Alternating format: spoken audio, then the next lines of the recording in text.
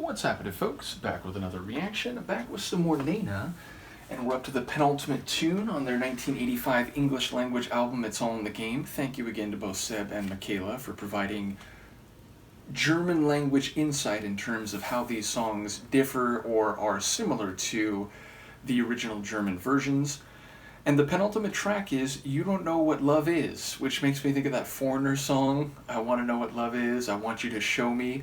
But yeah, it feels like the phrase is very specifically targeted. It's not the kind of phrase that works said to a general audience, to anyone listening.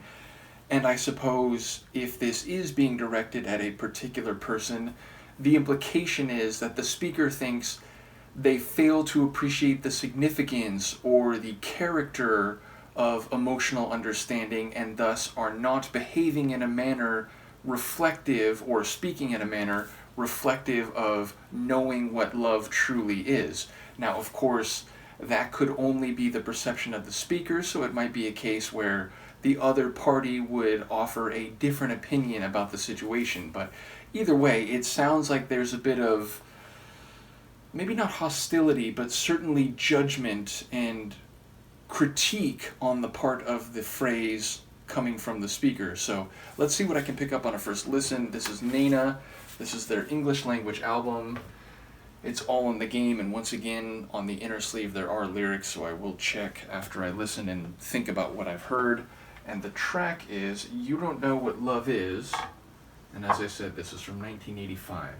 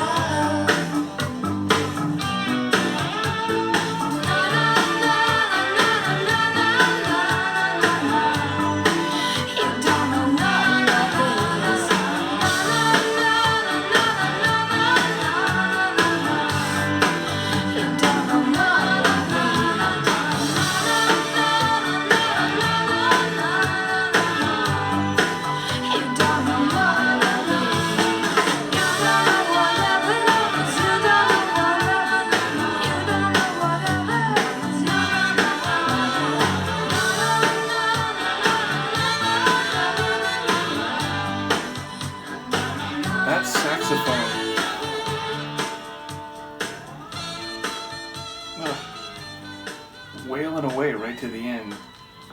I mean, honestly, give me the extended cut. So, yes, again, anyone who knows my channel for any duration of time will be aware I'm very fond of the saxophone, and that really does stand out here. Now, the song overall has a lot of, like, pauses and tempo changes, and it keeps, going bigger than going softer and more hollowed out. Like, there's a lot of change and shifting over the course of the tune. But yes, of the sonic elements, the saxophone definitely stands out the most to me. I did also note her non-verbal melodic singing, something which I've really come to associate with Marie Fredriksson from Roxette and also her solo material, because she seemingly just does it in a way that always catches my ear, and so when I hear it, I end up making that association. But yes, there's more of that here than I think I've heard in any of the other Nena tunes on the album. So that also did catch my ear and brain. I think the lyrics, I'm fairly confident that I get a sense of what she's saying here. It's that the other person is being superficial, is not fully embracing what it means to love, and is only doing some of the things that are, in more genuine circumstances, outgrowths of that love. Meaning, he can fall into passion, he can fall into lust, he can fall into desire, but he's not really falling in love. He can open his eyes and engage visually and physically, but he's not opening his soul, he's not opening his heart in a full and emotional fashion. So it sounds like she's saying, like, even if you give me a ring, even if you go through the motions of courtship and dating and partnership in an intimate, like, romantic sense, she doesn't believe it. She feels like he's doing it superficially and he's not really surrendering over to the power of love, and thus he doesn't know what love actually is. He may pay lip service to it, he may say that he loves the narrator or, any other person, but she's not buying it, and she thinks that it is thin, it's not deep, it's not substantive. So that's what I took away from it.